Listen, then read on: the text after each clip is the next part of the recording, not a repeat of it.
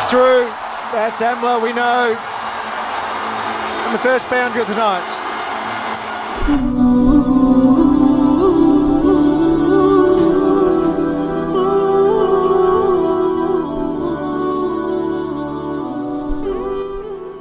You take a look at a top cricketer, a man from my own region. Take a look at Hashim Amla. I'm sure you would know whom I'm talking about. He's playing quite well today and yesterday, I think. He has an influence over a lot of the globe. And can I tell you, he's made a huge impact across the globe. Not just as a cricketer, as a Muslim. You know that. If you studied his life, and I'm not going to go deep into it, he's a friend of mine, but I want to tell you he's created an impact. So if I'm sitting from a mimbar and I'm a sheikh or someone who's a scholar, and I look and I say this man is a waste of time, he's wasting his life, he's actually just playing cricket and he's doing this and doing that, I don't know what I'm speaking about, I don't know what the globe is all about, I don't know what da'wah is all about, and I don't know that no matter what field you're in, you can still touch the hearts of people. In your own field, you have greater access to a greater number of totally different people than my field. Amazing. And so when I was in Johannesburg airport, perhaps 3 or 4 months ago, I met a man with a beautiful beard. And he looked at me and he told me, I like your beard. And I looked at him, I said, I like yours. So he was wearing a 3/4, Bermudas and so on. So he told me that, but I'm not a Muslim. I told him, you're not a Muslim? Oh, you've got a lovely beard. I would have never thought you're not a Muslim. He says, I'm an Amla supporter. Now I want to ask you a question. This man loved the beard of a cricket player so much that he actually kept it. He actually kept it. And he says to himself, I'm so proud to be a man who's supporting this guy.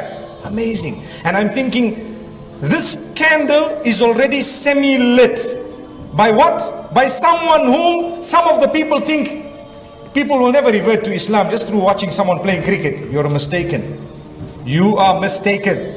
Not only are you mistaken, but you don't have any form of experience. May Allah protect us, grant us goodness. So do not underestimate the work of others. What we do today, and now I'm going to press a red button because we have a problem. What is the problem?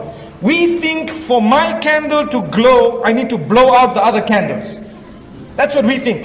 So for example, this organization is doing good work, that one is doing good work, this sheikh is doing good work, that man is doing good work, this person is doing good work, but I want to do good work. Because it's very hard to do good work, I think that I'll become popular when I say, these guys are corrupt, those guys are bad, these guys are doing nothing.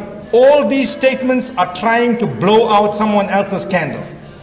We spread rumor about others, and we try to undermine the good work they're doing just so that we think ours is going to glow. In reality, the chaos that is created as a result is so detrimental and dangerous that we hold the wizr meaning the sin and the burden of the extinguishing of the candles of so many people. I have come across masses in so many countries, young boys and girls who will tell you, we are totally confused because we try to listen to goodness, but this sheikh is attacking that one and that one is attacking this one and this one is... Where are people who are united? Where are people who are complementing one another so that we can light the candles of as many people as possible without extinguishing even one?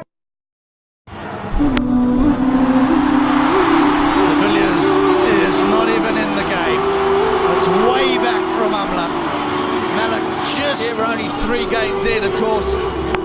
Hashim Amla has absolutely smeared this one out of the park.